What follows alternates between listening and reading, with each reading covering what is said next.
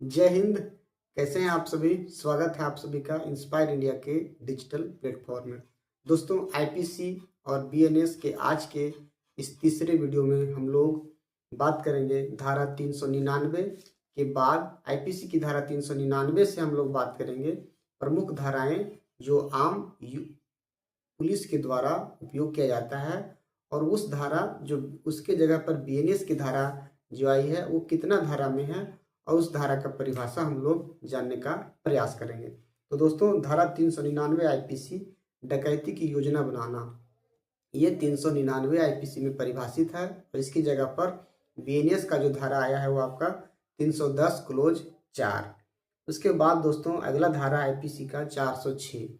हम लोग सभी जान रहे हैं, सभी लोग जानते हैं कि 406 420 यानी गबन यानी ठगी यानी जालसाजी। 406 से 420 तक ये ठगी से संबंधित ही धारा है। तो अब हम लोग इसको जानेंगे। 406 जो धारा है धोखे से किसी की संपत्ति हड़पना, और ये धारा आ गया है 316 क्लोज 2 में। उसके बाद 409 धारा जो है वो सरकारी कर्मी के लिए है।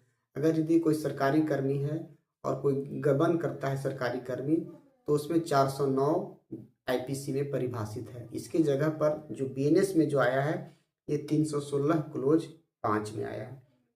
उसके बाद दोस्तों 411 क्या है?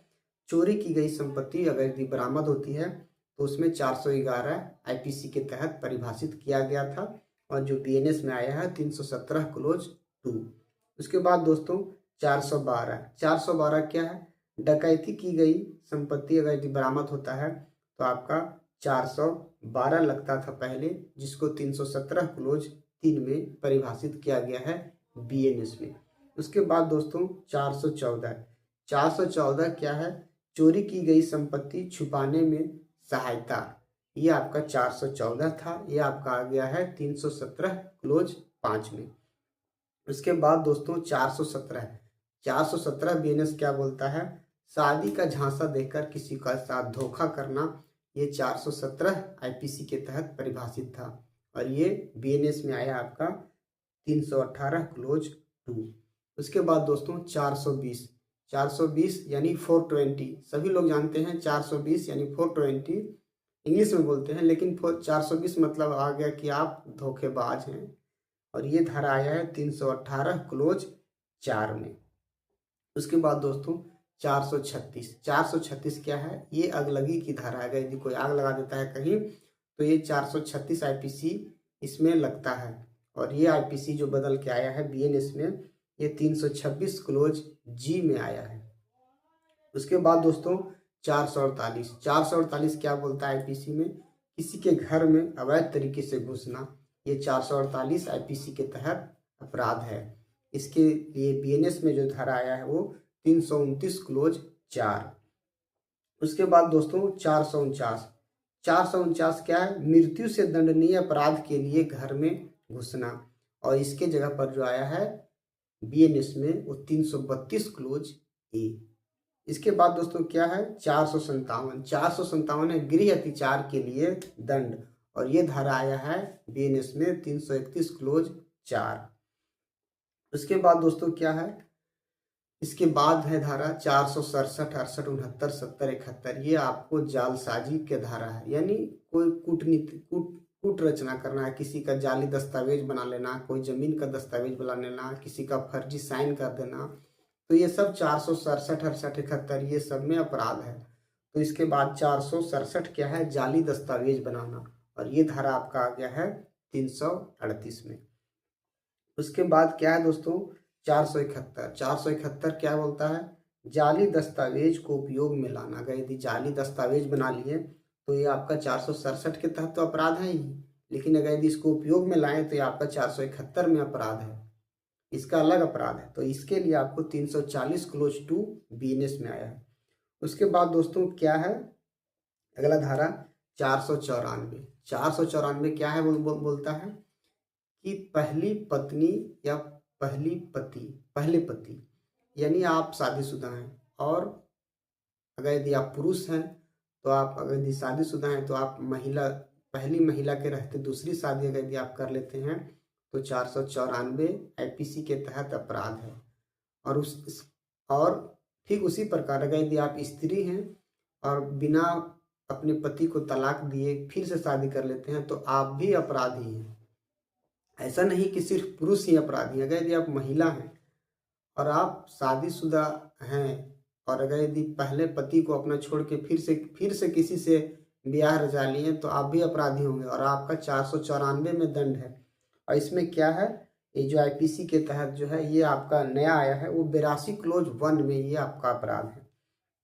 उसके बाद क्या है 495 आईपीसी क्या बोलता था कि पूर्ववर्ती विवाह को उस व्यक्ति से छुपाकर शादी करना जिससे ब्याह किए, यानी ये 494 से बाद ही है। यानी कि अगर यदि आप किसी व्यक्ति से किसी महिला से शादी कर रहे हैं और उसको ये बात नहीं बताएं कि हम पहले से शादीशुदा हैं, तब भी अगर यदि वो महिला आपको पर केस करेगी तो आप अपराधी होंगे 495 बीएनएस आईपीसी में, जो बीएनएस में आया है 82 क्लोज 2 में। उसके बाद दोस्तों है 496 क्या बोलता है कि धोखाधड़ी या बेईमानी से विवाह संपन्न करना।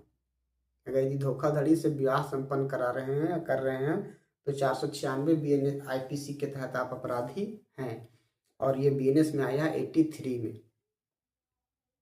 इसके बाद क्या है दोस्तों 498 क्या है, विवाहित महिला को बहला फुसला कर ले जाना। अगर यदि कोई महिला विवाहित है और उसको कोई बहला फुसला कर ले जाता है तो 498 के तहत अपराध है और ये आया है आपका 84 में। उसके बाद दोस्तों क्या बोलता है, एक और धारा है 498A, ये बहुत ही प्रचलन में धारा है कि महिला को प्रताड़ित करना। अगर यदि कोई महिला है उसके पति या उसका रिश्तेदार उसको प्रताड़ित करता है तो 498A आईपीसी के तहत वो अपराध है और ये अपराध बीएनएस में आया है आपका 85 में। उसके बाद दोस्तों अगला धारा है 504 क्या बोलता है कि शांति भंग करने की नियत से किसी का अपमान अगर यदि आप करते हैं तो ये 504 में के तहत अपराध है और इसमें आपको दंड मिलेगा और ये बीएनएस में आया आपका 352 में। उसके बाद दोस्तों 505 क्या है, शांति भंग करने का बयान देना, यानी किसी को कुछ बात बोल देना जिससे वहाँ अशांति उत्पन्न हो जाता है तो आपका 505 में है और ये बीएनएस में आया 353 में। उसके बाद दोस्तों क्या है 506 है गंभीर चोट या संपत्ति की नुकसान पहुंचाने की धमकी देना, तो ये 506 में है और ये आया है आपका बीएनएस में आया है 351 क्लोज 2 क्लोज 3 में। उसके बाद दोस्तों क्या है 509 धारा जो है वो महिला को लज्जित करने का शब्द, महिला को कोई ऐसा शब्द बोल देना जिससे महिला बेइज्जत हो जाए तो आपका वो बीएनएस के धारा 79 के तहत अपराध है। इसके बाद दोस्तों अंतिम धारा जो है आईपीसी का 511 जो आजीवन कारावास या अन्य कारावास से दंडनीय अपराध करने का प्रयत्न करना, ये आपका आईपीसी के 511 धारा के तहत अपराध है, लेकिन इसको लाया गया है बीएनएस में 62, बीएनएस का धारा 62 में इसको लाया गया है। तो दोस्तों ये रहा आपका आईपीसी के प्रमुख धारा। आईपीसी में तो 511 धारा ही हैं, लेकिन जो प्रमुख धाराएं जो थी जो प्रचलन में है उसके बारे में हम आप लोगों को बताए। तो दोस्तों आज के वीडियो में हम आपको पूरा 511 आईपीसी के तहत जो प्रमुख धाराएं थी, जो बीएनएस में कौन धारा में गया है और उसका परिभाषा 3 पार्ट में आपको 3 वीडियो में आपको बता दिए। आप अगर यदि पहला पार्ट और दूसरा पार्ट नहीं देखे हैं तो आप हमारे YouTube चैनल पर जाकर वीडियो का पहला भाग और दूसरा भाग जरूर देख लें। और हाँ, इस वीडियो को लेकर आप अपनी राय और प्रतिक्रिया कमेंट बॉक्स में दे सकते हैं। वीडियो अगर यदि आपको अच्छा लगे तो इस वीडियो को लाइक कीजिए और अपने दोस्तों के बीच शेयर करें। और अंत में पुनः अनुरोध करते हैं कि अभी तक आपने हमारे YouTube चैनल को सब्सक्राइब नहीं किया है तो कृपया इसे सब्सक्राइब जरूर कर लें। धन्यवाद। जय हिंद।